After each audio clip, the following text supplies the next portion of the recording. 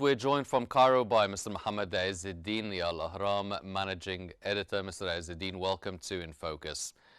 The Financial Times quotes President Pezeshkian describing an all-out war with the US, Europe and Israel. How should we interpret this framing? Does it signal imminent military escalation or a broader political outcry ahead of the Netanyahu-Trump meeting? Thank you for having me here on Qnews. Yeah, it is a statement that we cannot just ignore, but we also must know that both sides are getting prepared for a war, both Iran and Israel, and of course, their number one supporter, the USA. And I think that the goal here wasn't just the nuclear program, but it was the tactic missile program that Iran has, and using a nuclear bomb, even if Iran has this technology or the time to make it, they're not using it, and we have a clear example and a proof here, like what happened with Pakistan and India. They're not using nuclear energy, but they can use tactical arms. And if it weren't for the U.S. support for Israel, then Israel would have been hit by Iranian missiles. And so Israel thinks that just ending the tactic missiles is their number one goal, and it is the number one real threat for Israel. And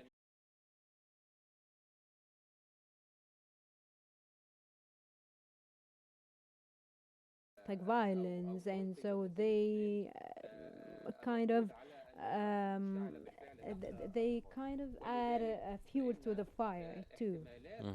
And having a new war between Israel and Iran, or let me say Israel and the USA attacking Iran, it's possible, especially that Netanyahu, with his meeting in Trump in Florida, he wants to give Trump updates that show that they can use the Iranian arms against Israel, and so that they have a reason to stop it, and that the, the damage they did to the nuclear program weren't enough for Iran to stop. Yes. Well, Pezeshkian warns Iran's forces are more prepared than ever. Now, considering what happened in June, is this deterrence messaging aimed at Washington or Tel Aviv? How reliable should we take it, or should we take this statement with a pinch of salt?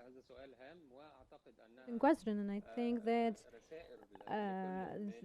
they are messages for both allies, Israel and the USA. Iran has learned its lesson from the 12-day war, and I think that if a new war erupts, it will be actually destructive, and I mean here on the Israeli side, because the USA preparations and their European allies and some of the countries in the Middle East to counter the Iranian missiles have actually used up lots of missiles of their own, and also they have had such a transformation on the industrial and military level in Iran to produce long-term missiles, and things will be more complicated than the 12-day war that ended with the USA intervening and using bombs for the first time in the modern war era, and also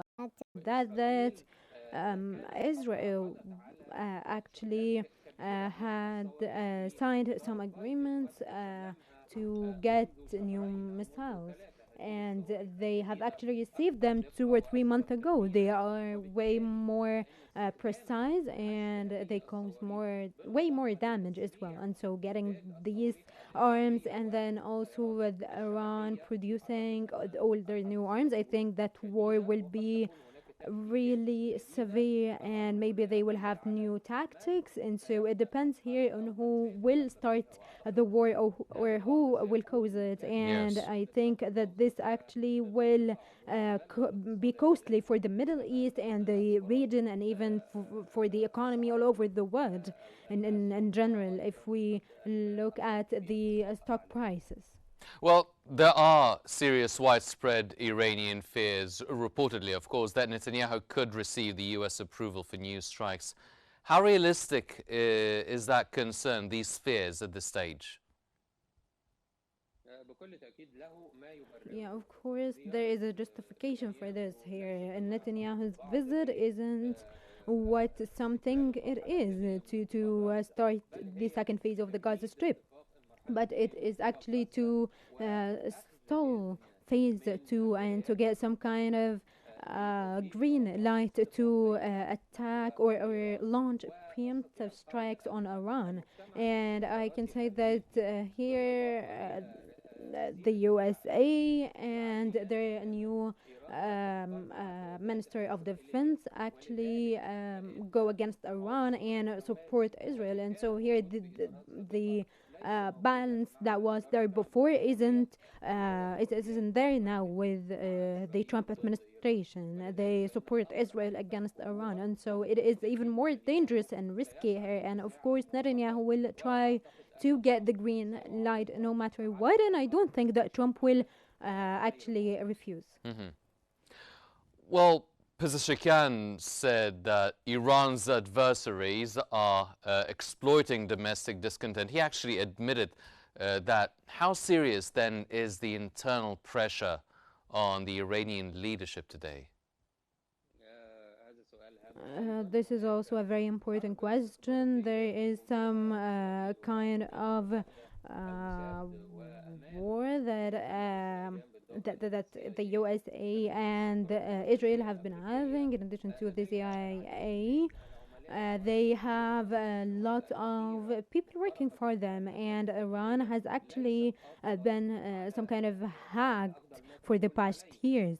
They're not doing their best lately, and then in addition to the statements that show that things will be going towards a war, and this also comes after some countries try to show division in Iran, especially with the water crisis that they have been experiencing because of these sanctions that have been imposed to them. And I think that we need some kind of balance here between the statements and the performance, or the governmental performance here. And I think that for all sides, I think that war will be what they will resort for ultimately. And I think that it will affect Iran internally as well, especially with the rumors, or actually facts that are that we don't know the sources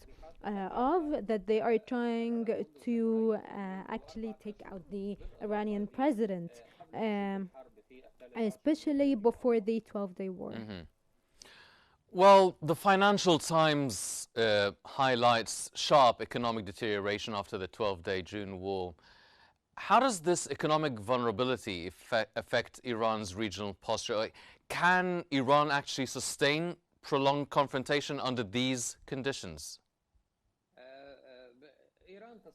Iran can hold, but this, of course, will affect it internally. From the past few years, and even since the attack on the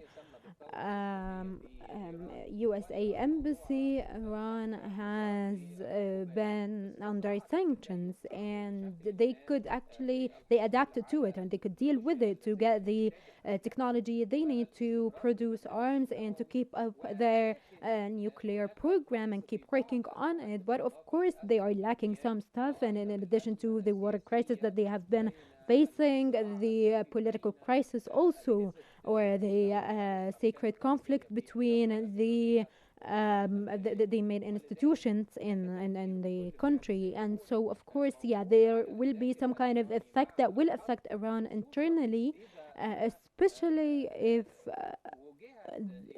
Iran was actually attacked by the US, not Israel, and then also they aren't really sure or they haven't stated that they'll be able to defend themselves if in the but actually officials say that Iran is very ready for the next war, but I guess we'll have to wait and see for in the upcoming weeks and months. But yeah, there is a war that is upcoming, and I think that fire is still there and war can be easily reignited. Yes. Well, final question, because we're running out of time. Nuclear talks with the US is told, and Tehran rejects zero uranium enrichment. What does this stalemate suggest about prospects of any renewed diplomacy? I think that it is a desperate move. Iran wasn't very successful or lucky here with this statement, and then also backing out from the Cairo agreement that they had with the IAEA. All of this, of course, contributes to making Iran look like the bad guy to the international community, and it can actually or serves as a proof of all the allegations that are against them, and makes them vulnerable when it comes to tactics on a military and political level. And it may lead to having airstrikes so that they can neutralize the Iranian threat, even if it is actually made up. Mr. Mohamed Ezz Eldin, Al-Ahram managing editor, thank you very much, sir, for joining us.